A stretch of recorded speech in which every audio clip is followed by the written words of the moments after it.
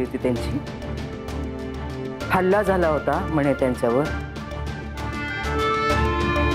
ते खरं खोटं काय ते नंतर कळलं आम्हाला, पण ते निमित्त करून 2-3 महिने इथेच राहिले होते। चिकटलेच होते घराला जळूसारखे।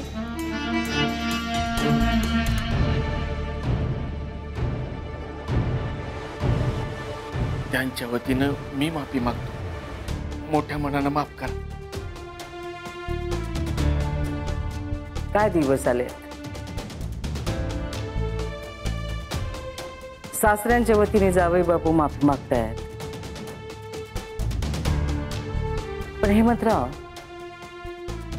तुम्ही आम्हाला समजूतदार वाटता म्हणून सांगतोय, माफी करणाऱ्याला पण मर्यादा असते। तसा घराला चिकटून राहण्याचा गुणधर्म तुमच्या मेहुणीबाईंनी आपल्या आई वडिलांकडनं तंतोतंत उचललेला आहे।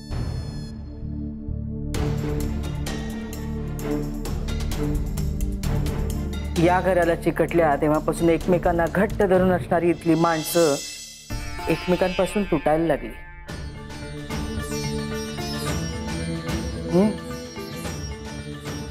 आईपासून मुलगा दुरावला हो, भावापासून भाऊ दुरावला,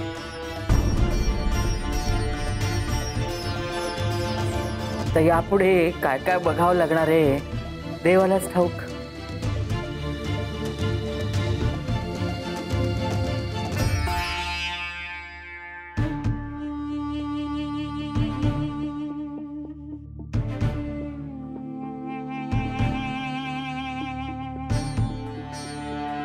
असं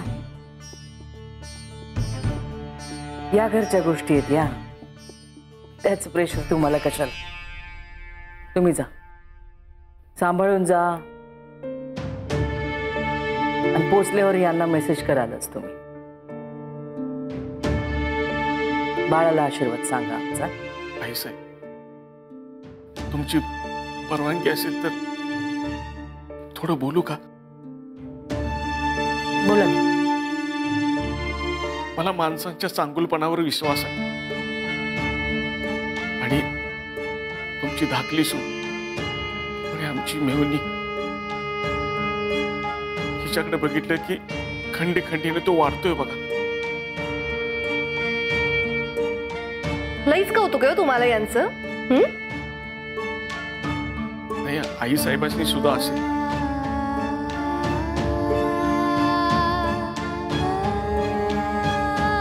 माझ्यासारखं बोलता येत नाही ना,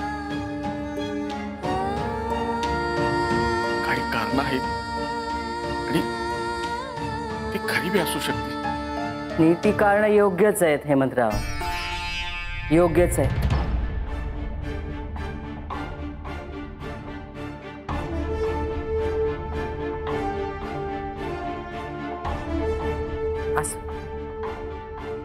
मी अचानकच निघायचं ठरवलं, काही भेटवस्तू आणता आली नाही।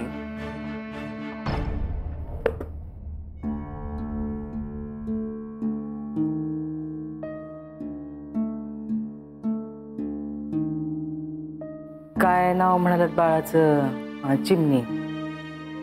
आमच्यातर्फे तिच्या हातात ठेव। अहो पण कशाला? नाही नाही, आशीर्वाद आहे, नाही म्हणू नका।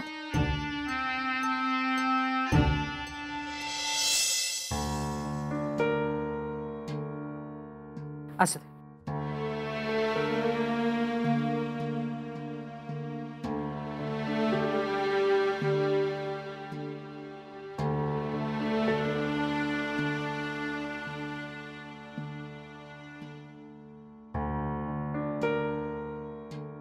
मान्य आई साहेब,